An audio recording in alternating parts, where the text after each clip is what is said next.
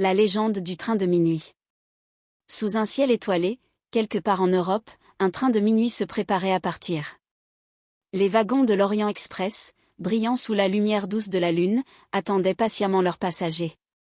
L'élégance classique de l'Orient Express contrastait avec le mystère qui l'entourait cette nuit-là.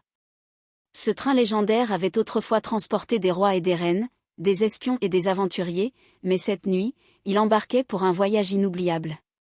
À la gare de Budapest, des voyageurs se pressaient pour monter à bord. Parmi eux, un jeune homme nommé Alexandre, un archéologue passionné, portait une mallette en cuir usé contenant des artefacts anciens qu'il avait découverts dans une tombe oubliée des Carpates. Sa découverte promettait de révéler des secrets enfouis depuis des siècles.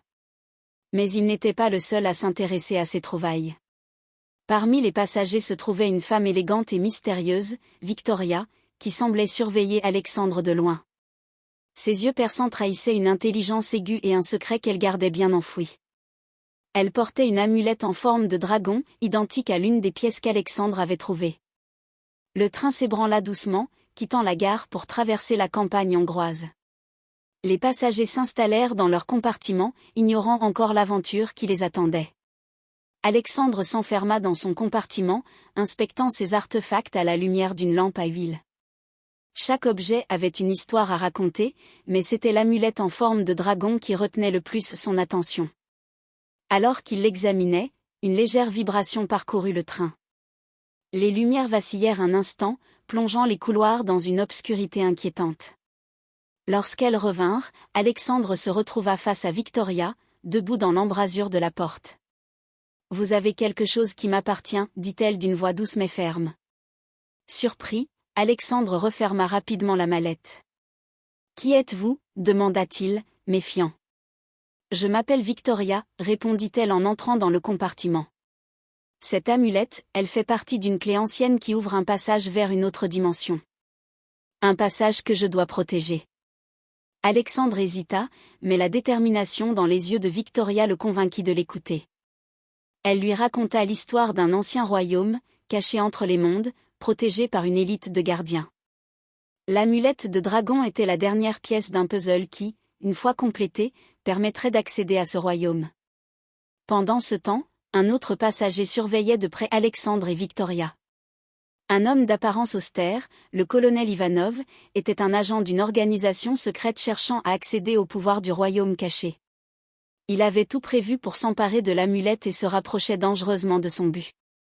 Alors que le train traversait les montagnes des Carpates, une tempête se leva, ajoutant une tension palpable à l'atmosphère déjà chargée. Le colonel Ivanov décida de passer à l'action. Il rassembla ses hommes et se dirigea vers le compartiment d'Alexandre. Le train secoué par la tempête avançait à grande vitesse. Alexandre et Victoria, désormais alliés, décidèrent de cacher l'amulette. Mais le colonel Ivanov fit irruption dans leur compartiment avec ses hommes armés. « Donnez-moi l'amulette, ordonna-t-il, une arme pointée sur Alexandre. Victoria tenta de raisonner Ivanov. « Si vous ouvrez le passage, vous libérerez des forces que vous ne pouvez pas contrôler. » Mais le colonel était sourd à ces avertissements. Un combat s'engagea dans l'étroit compartiment, les coups résonnant au rythme des roues du train. Alexandre réussit à s'emparer de l'amulette et, dans la confusion, se précipita vers le wagon-restaurant. La tempête faisait rage à l'extérieur, et le train semblait se précipiter dans l'inconnu. Alexandre et Victoria furent acculés dans le wagon-restaurant, entourés par les hommes du colonel. Les autres passagers, terrifiés, s'étaient réfugiés dans leur compartiment. « Nous devons activer l'amulette avant lui, murmura Victoria à Alexandre. Il y a un rituel. » Mais Ivanov les interrompit, tirant un coup de feu en l'air. « Finissons, gronda-t-il. » Au moment où tout semblait perdu, un éclair illumina le ciel, et une silhouette imposante apparut à l'entrée du wagon. C'était un des gardiens du royaume, invoqué par l'amulette activée par inadvertance pendant le combat. Le gardien, vêtu d'une armure étincelante, brandit une épée de lumière. « Ce train est sous ma protection, déclara-t-il d'une voix résonnante. Ivanov tenta de tirer, mais sa main fut immobilisée par une force invisible. Le gardien leva son épée, et une onde de lumière enveloppa le wagon, neutralisant les hommes du colonel.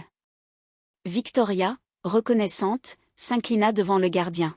« Merci, dit-elle. Nous devons protéger l'amulette et refermer le passage. » Le gardien acquiesça. « Mais ce n'est pas fini. Vous devez continuer votre mission. » Le train ralentit enfin, sortant de la tempête et entrant dans une aube dorée. Ivanov et ses hommes furent remis aux autorités locales à la prochaine gare, leur plan définitivement anéanti. Alexandre et Victoria, désormais liés par cette aventure, continuèrent leur voyage vers Istanbul, où les secrets du royaume caché les attendaient.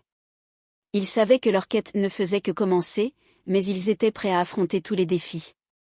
Le train de minuit poursuivit sa route, emportant avec lui les échos d'une nuit épique. Les passagers, à nouveau en sécurité, se souvenaient de cette nuit comme d'une légende, racontant les exploits d'un archéologue courageux et d'une gardienne mystérieuse qui avait sauvé le monde d'une catastrophe imminente. Et ainsi, le train de l'Orient Express devint encore plus mythique, transportant non seulement des voyageurs, mais aussi des héros et des histoires extraordinaires, tissant le fil de la légende à chaque nouveau voyage sous les étoiles.